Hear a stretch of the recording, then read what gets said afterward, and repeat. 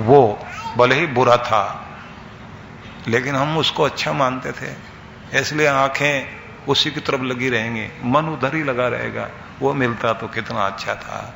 और इसी में जिंदगी कटती है। उम्र दराज मांगकर लाए थे 4 दिन, 2 आरजू में कट गए और 2 इंतजार में। ऐसे ही जीवन व्यतीत करते रहे। कुछ की प्रतीक्षा रही, कुछ की डिमांड मन में उठती रही। तो दुख और सुख दोनों में जिसकी व्याकुलता खत्म हो गई, राग हट गया, भय मिट गया, क्रोध की लहरें अब व्याकुल नहीं करती। यह सर्वत्रानभि स्नेहस्तत्तत् प्राप्य शुभ शुभम नाभिनंदति न द्वेष्टि तस्य प्रज्ञा प्रतिष्ठिता। जो शुभ और अशुभ के द्वंद्वों के बीच, सुख दुख, मान अपान, शुभ अशुभ, उन्नति अवनति, संयोग वियोग, ये 2 द्वंद्व हैं। जिंदगी को छूने वाले 2 ऐसे किनारे जिनके बीच हमारी जिंदगी बहती है। दोनों को देख करके जो जलधारा एक जैसी बहती जा रही है, कोई फर्क नहीं पड़ रहा। शुभ भी आएगा, अशुभ भी आएगा। जिन्होंने मान दिया है वो अपमान भी देंगे, जिन्होंने मीठा बोला कड़वा भी बोल देंगे। दुनिया का ऐसा ही ढंग है। और फिर बच्चों के कड़वे वचन सुनने के बाद माँ बाप कहते हैं, यही दिन देखने थे कि तुम्हारे मुंह से भी यही सुनना था हमें। इसकी उम्मीद कभी नहीं की थी हमने, तुम ऐसा बोलोगे। क्या कमी रह गई हमारे प्यार में, पालने में क्या कमी रह गई। बड़ा दुख लगता है मां बाप को। बूढ़ी आंखों में तैरते हुए आंसू बहुत दर्द देते हैं। किसी के आगे रो नहीं सकता आदमी। हमें गैरों ने मारा ऐसा नहीं, हमें अपनों ने मारा। गैरों में कहां दम था, हमारी किस्ती तो वहां डूबी जहां पानी बहुत कम था और कोई नहीं सता पाया। हमें तो अपनों ने मारा, गैरों में कहां दम था। रुलाने वाले अपने ही मिल गए। बड़ा दुख लगता है। बुढ़ापे में जाकर के जिनको पूरी जिंदगी जिनके नाम कर दी, वो जब रुलाने लग जाएं तो कितना व्यक्ति पीड़ित होता है। यही जीवन का रूप है। लेकिन कहा है कि जो स्नेह पाने की चेष्टा में नहीं है, शुभ अशुभ से ऊपर उठ गया है, जानता है कि ये जीवन में चलता ही है, ऐसा होगा। दुनिया में है तो दुनिया में ऐसा रहेगा ही। लेकिन होना कैसे चाहिए कि दुनिया में हो, दुनिया का तलबगार नहीं हो, इच्छुक नहीं हो। दुनिया में हो, दुनिया का तलबगार नहीं हो, बाजार से गुजरा हूं पर खरीदार नहीं हो, रौनक देख रहा हूं और आगे बढ़ रहा हूं। देखो रौनक दुनिया की। रौनक देखते देखते आपको इस चक्कर में नहीं पड़ना कि जैसे खरीदार पड़ जाता है, पता नहीं लुट ना जाए, बर्बाद ना हो जाए, चीज ठीक मिलेगी नहीं मिलेगी, यहां खरीदें या वहां खरीदें। एक बहुत बड़ी व्याकुलता होती है। और जो मेले को सिर्फ देख रहा है, आनंद ले रहा है, देखता हुआ मेले के बीच से गुजर जाए, उसका आनंद अद्भुत होता है। वो देखेगा बहुत सुंदर मेला था, मिला क्या, रौनक देख ली। इस दुनिया की रौनक को देख करके इसी तरह से आनंद से सब कुछ देखते चले जाओ। बनाकर फकीरों का भेष हम गालिब तमाशाए अहले करम देखते हैं। बस उसका करम देखो, उसकी मेहर देखो, उसकी रहमत को देखते हुए निकलते चले जाओ। लेकिन दुनिया में फंसो नहीं, दुनिया में बसो जरूर। जीवन की नौका को पानी में चलने दो, बस इसी बात का ध्यान रखना, नौका में पानी न चल जाए, नौका में पानी ना आ जाए। आएगा तो डूब जाएंगे। इसलिए लगातार अपने आप को चेक करना पड़ेगा, अभ्यास करना पड़ेगा। न अभिनंदन्ति न द्वेष्टि, अभिनंदन नहीं करता है न द्वेष्टि और न द्वेष करता है। शुभ के अभिनंदन के लिए तैयार रहता है आदमी, और दुख के लिए बैर मन में रखकर, दुख मन में रखकर उससे दूर भागने की चेष्टा करता है। लेकिन जिस आदमी को पता है कि सुख दुख जीवन का अंग है, ये आएगा जाएगा, ऐसा होगा, तो ऐसी स्थिति में अपने आप को स्थिर रखता हुआ उसके पार जाने की कोशिश करेगा। इसे हम दूसरे ढंग से समझने की चेष्टा करेंगे। स्वामी राम तीर्थ एक बड़े ही अद्भुत संत हुए। वो जब बात करते थे तो उनके बात करने का ढंग थोड़ा अलग तरह का था। राम तीर्थ नाम था तो अपने आप को बोलते थे, राम तुम्हें भूख लगी है, टुकड़े चाहिए, पेट भरना चाहिए, स्वास्थ्य ठीक रहे ऐसा भोजन मिलना चाहिए, लेकिन तुम्हारी जो जीभ है ना, ये सेहत वेत नहीं मांगती, भूख भी मिटाने के लिए नहीं कहती, ये तो चटपटी चीजों के पीछे भाग रही है। लेकिन राम, तुम जानते हो तुम्हारी नगरी कि तुम बादशाह हो, तो तुम अपनी नगरी को अपने कंट्रोल में चलाते हो। एक ये जीभ है, ये तुम्हें दुख देने के लिए इधर उधर लपलपाती रहती है। आदेश करो, जिह्वा स्वास्थ्य का ध्यान, जो भोजन ऊर्जा दे, स्वास्थ्य दे, वो भोजन चाहिए, स्वाद नहीं चाहिए। जो भोजन पुष्टि वाला है उसमें स्वाद मनाकर धन्यवाद के गीत गा मेरी जिह्वा, ये आदेश है मेरा, बादशाह राम तुम्हें आदेश देता है। अब उनसे कोई पूछता था, आप कहां के बादशाह? बोले अंदर मेरी नगरी है, मैं उसका मालिक हूं, उसका बादशाह हूं। बोले बाकी लोग? बोले सब गुलाम गुलाम लोग हैं, उनको जैसे उनकी इच्छाएं घुमाती हैं वैसे वैसे बेचारे दौड़ते हैं, नाचते हैं, और नाचते नाचते दुनिया में उनको इच्छाएं घुमा रही हैं। इसलिए बड़ी अजीब बात है, लोग कहा करते हैं कि एक ऐसी जगह दुनिया में है, कितना भी बड़ा आदमी और कितना भी छोटा आदमी हो, कटोरा हाथ में उसके आ ही जाता है। पूछा कौन सी जगह ऐसी है? वैष्णो देवी मंदिर है या तिरुपति बालाजी का मंदिर है? बोले जो ये गोलगप्पे पानी पूड़ी वाला जो होता है ना, ये है वो स्थान जहां हर कार से उतरता हुआ भी सेठ कहता, देना भाई साहब, देना देना देना। देखते हैं ना, लाइन में खड़े हुए हैं, देना देना देना, और भी सारे भिखारी खड़े हुए हैं साथ में। अब बड़ा भिखारी कार से उतरा, वो आके लाइन में लगा हुआ, देना भाई साहब देना, कटोरा ऐसे ऐसे कर रहा है, और कोई उसका फोटो खींच के उसको दिखाए कि ये भी हालत होती है कि तुम्हारी। और कितनी अजीब बात है, पति पीछे लगा हुआ, पत्नी आगे। अब उस समय गोलगप्पा, उत्तर भारत में गोलगप्पा बोलते हैं और इधर बंगाल में पुचके बोलते हैं। अजीब शब्द लगता है ना पुचका। इधर पानी पूड़ी बोलते हैं। अब पानी पूड़ी खाने के लिए महिला आगे खड़ी हुई है, पति पीछे, क्योंकि महिला तुरंत आगे निकल के गई और बोली थोड़ी मीठी चटनी, थोड़ी खट्टी चटनी, थोड़ा आलू और मसाला वसाला अच्छा ढंग का डालना। अब वो डाल डाल के दे रहा है और ये खाती जा रही, पति की तरफ भी देख रही है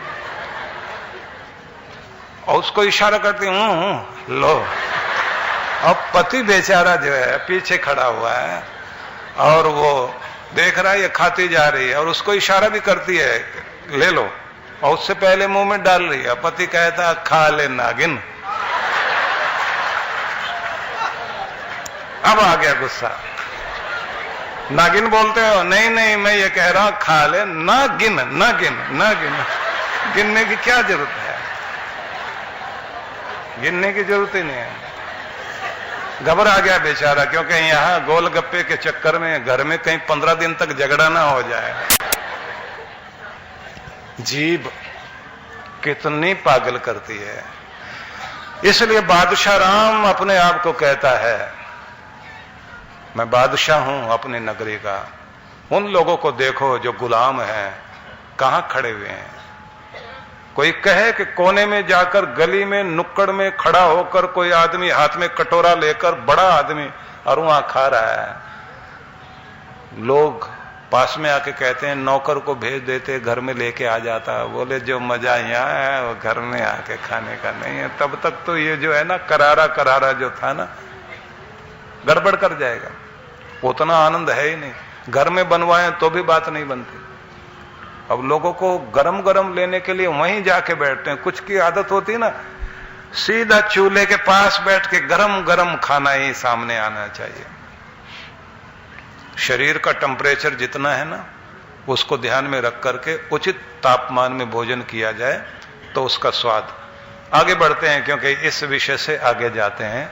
आपको यह बताना चाहता हूं कि जब आपकी जिह्वा या आपकी इंद्रियां, रसनेन्द्रिय या कहिए जिह्वेन्द्रिय और जन्नेन्द्रिय, एक नॉर्थ पोल है, एक साउथ पोल है, दोनों तरफ आपकी ऊर्जा बहुत तेजी से काम करती है, लेकिन दोनों तरफ चटोरापन होता है। दोनों जगह जब नियंत्रण आ जाता है, तब कहते हैं कि बुद्धि स्थिर हो गई, आदमी अपना मालिक बन गया, और तब जीना आ गया उसका।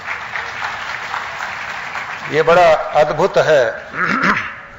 और इस दृश्य का आनंद अगर हम अपने जीवन में लेना चाहते हैं, कृष्ण भगवान ये कहते हैं कि ना तो अभिनंदन करो इस बात का,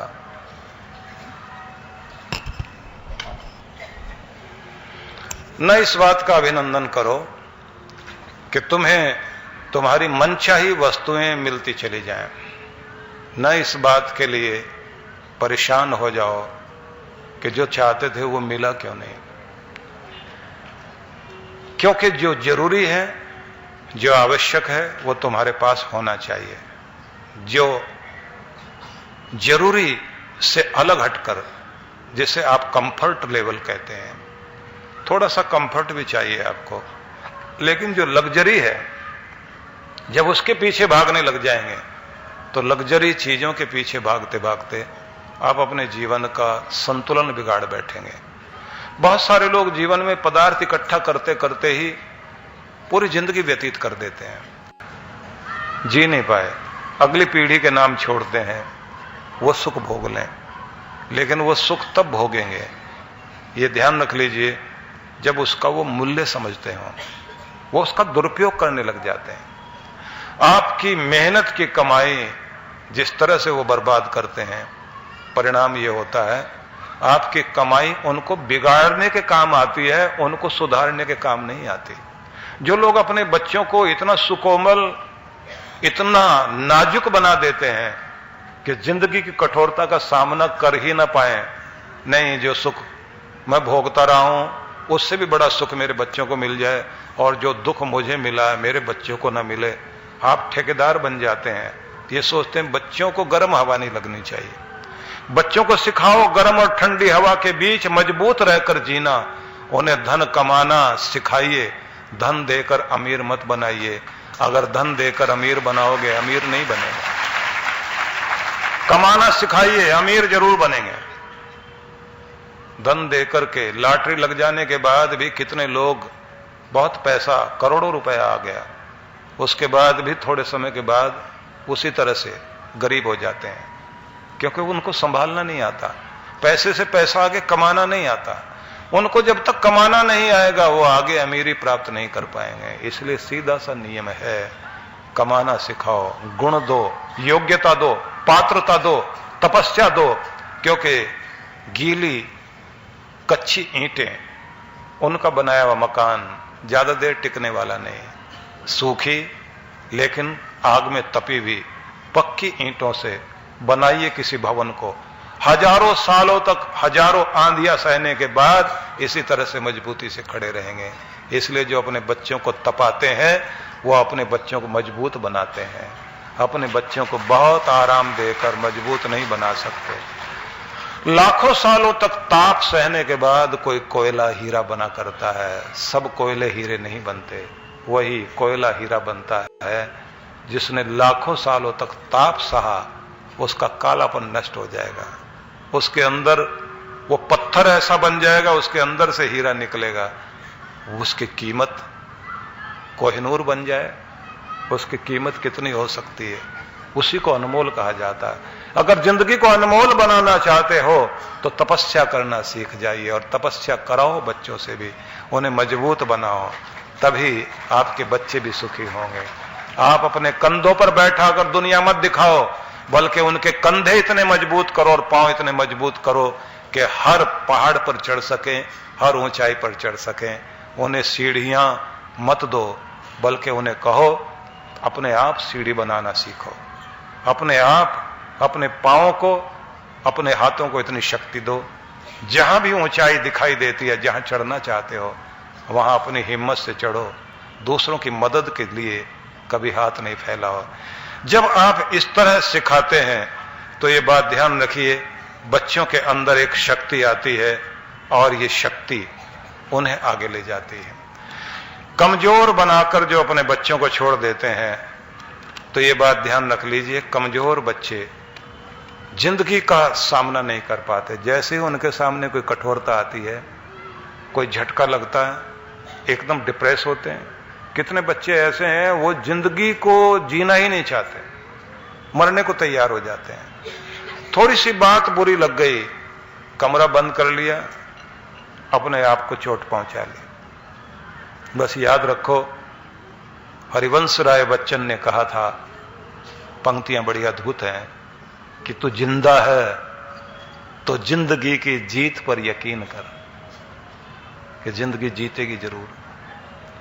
यकीन रखो कि जीतना है। जिंदा है तो वो आदमी जो जीत पर यकीन रखता है। तो जिंदा है तो जिंदगी की जीत पर यकीन कर। अगर है स्वर्ग कहीं तो उतार ला जमीन पर, अगर है स्वर्ग कहीं उतार ला जमीन पर। अपने आप अपने स्वर्ग को अपनी धरती पर लाने की चेष्टा करो। दूसरों की तरफ देखकर जीने की कामना करने वाला व्यक्ति जब कभी ये सोचता है कि वो खुशी देगा मुझे, मेरा बेटा, मेरा भाई, मेरी पत्नी, मेरे रिश्तेदार, मेरे मित्र, मेरे अपने लोग मुझे खुशी देंगे, दूसरों पर टिकी हुई खुशी कभी मिलती नहीं। मिलेगी तो क्षणिक होगी। दूसरे का मूड बिगड़ते ही आपकी खुशी गायब हो जाएगी। इसलिए आपकी खुशी दूसरों पर निर्भर नहीं होनी चाहिए। आपकी खुशी आप पर निर्भर हो। किसी का मूड बने या बिगड़े, आप अपनी खुशी अपने अंदर टिका कर रखो और अपनी मस्ती में, अपने आनंद में जीते चले जाओ। ये कृष्ण का संदेश है। एक दरिया है यहां दूर तक फैला हुआ, जिंदगी का एक दरिया है यहां दूर तक फैला हुआ। आज अपने बाजुओं को देख, पतवारों को मत देख। अपने बाजुओं के सहारे इस दरिया को पार करने की हिम्मत रख, जरूर पार कर जाएगा। और अगर साधन ढूंढोगे, खड़े रह जाओगे। मिलेगा कोई साधन तब पार करेंगे, तब पार करेंगे। जिस आदमी को अपनी बाजुओं पर भरोसा है, वो उफनते हुए दरिया में छलांग लगाएगा और पार हो जाएगा। उसे कहीं कोई डर नहीं। इसलिए अपने अंदर वो हिम्मत पैदा करो। हिम्मत से हिम्मत जागती है, ये याद रख लेना। कायरता से कायरता जागती है, डर से डर जागता है। हिम्मत से हिम्मत, साहस से साहस। थोड़ा सा साहस करना सीख जाओ, और बड़ा साहस करोगे, और बड़ा साहस करते हुए और बड़े साहसी हो जाओगे। और जब आपको साहस करते करते साहसी बनने की शक्ति आती जाती है और आप साहसी बन जाते हैं, तो साहसी वो होता है जो डरों को जीतता है। उसके बाद कोई डर उसे नहीं डरा पाता। फिर कमजोर दिल के लोग आपकी पीठ के पीछे आके छिप के खड़े होंगे, भाई तुम आगे रहना, हमें तो डर लगता है। और वो कहता डरो नहीं, मैं हूं ना आगे।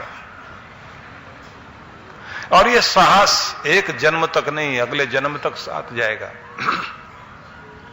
डर भी अगले जन्म तक साथ जाएगा। किसी को आग को देखकर डर लगता है, किसी को पानी को देखकर डर लगता है, किसी को खून बहता देख ले तो बेहोश हो जाता है। चला आ रहा है डर पीछे से, पिछले जन्म से साथ चला आ रहा है। और कोई आदमी होता है जो सबको कहता है डरने की बात नहीं, मैं खड़ा हूं, मैं करता हूं ठीक। देखने में दुबला पतला कमजोर सा आदमी आगे आ जाएगा, सबको हिम्मत दे करके पार निकाल कर ले जाएगा। वो चीज क्या है? शरीर की ताकत काम नहीं कर रही, आत्मा का बल काम कर रहा है, और ये आत्मा का बल एक जन्म नहीं अगले जन्म तक साथ जाएगा। इसलिए बढ़ाओ इस आत्मा के बल को, इसके लिए काम करना शुरू कीजिए। कृष्ण भगवान आगे फिर समझाते हैं, यदा संघर्ते चायम कूर्मो अंगानि व सर्वशः इंद्रियाणि इंद्रियार्थेभ्यस तस्य प्रज्ञा प्रतिष्ठिता। जब कोई व्यक्ति कछुए की भांति अपने अंगों को अर्थात अपने इंद्रियों के विषयों से अपने आप को इस तरह समेट लेता है जिस प्रकार से कोई कछुआ अपने अंगों को आंख, पूंछ, पांव, जो भी उसके ज्ञानेंद्रियां कर्मेंद्रियां हैं, कछुआ उनको समेट के अपनी खोपड़ी के अंदर रख लेता है और ऐसा हो जाता है कोई हलचल नहीं, स्थिर होकर बैठ जाता है। जब खतरे को देखता है, जब अपने को सुरक्षित करना चाहता है, कृष्ण भगवान कहते हैं बहुत बार होगा, तुम्हें भी स्वयं को सुरक्षित करने की जरूरत पड़ेगी। अपने अंगों को अपने अंदर समेट लो। अंगों को समेटने का मतलब है अंग तो जहां है वहीं रहेंगे, अंगों के अंदर चलने वाला जो विषयों का प्रवाह है उसे रोक लो, उसे रोककर अपने अंदर स्थिर करो।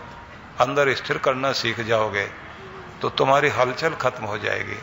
वो हलचल जब खत्म हो जाए और आपको स्वयं को नियंत्रण करना आ जाए, तब समझ लेना अब तुम खुद के मालिक हो गए, अब तुम्हें खुद को नियंत्रण करना आ गया। तो उठेगी लहर क्रोध की आपको व्याकुल करने के लिए, आप अपनी उस लहर को वहीं शांत करके अपने अंदर स्थिर कर लेना। घृणा की लहर भी उठेगी, घृणा को वहीं रोक लेना।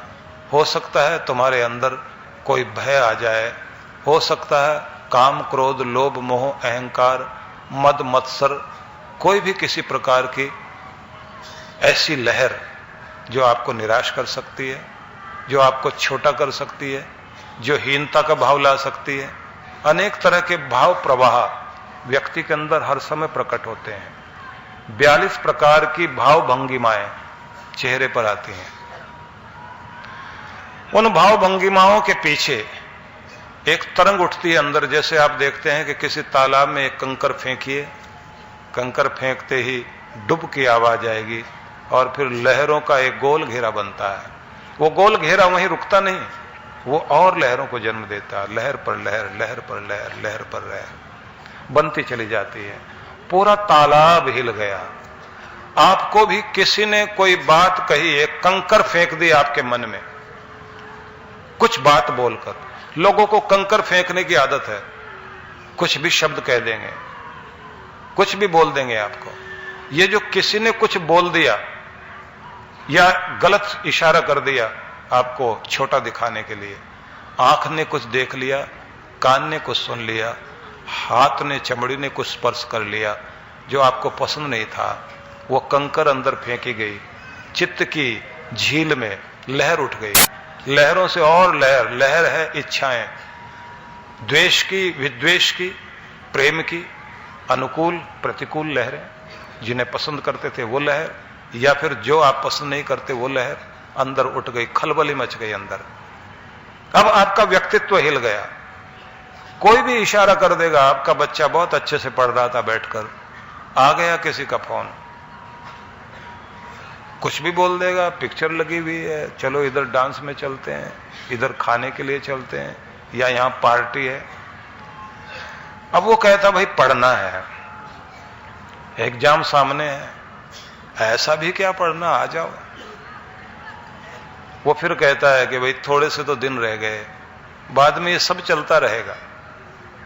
सारी चीजें, दुनिया की सारी रौनक देख लेंगे, लेकिन इस समय का वक्त हाथ से निकल गया तो फिर दुनिया के पीछे पीछे घूमना पड़ेगा। कुछ बन गए तो दुनिया हमारे पीछे घूमेगी। अब उधर बात तो बहुत ऊंची कही, दिमाग ठीक काम कर रहा है, दिमाग ठीक काम कर रहा है तो हिल नहीं रहा कि मैं वैसा नहीं बनना चाहता कि दुनिया के पीछे पीछे घूमता रहूं, भाई साहब नौकरी देना कोई काम है क्या? मैं वो बनना चाहता हूं, बड़ी से बड़ी कंपनियां मुझे एग्जाम पास करते ही सिलेक्ट करें, आकर के मेरे पास वहीं पेपर आ जाए कि हम आपको चुनते हैं, हमारी कंपनी में आइए। और जब 10 कंपनियां सामने हो तो फिर मैं चुनूं कि किसमें जाऊं या इसमें जाऊं।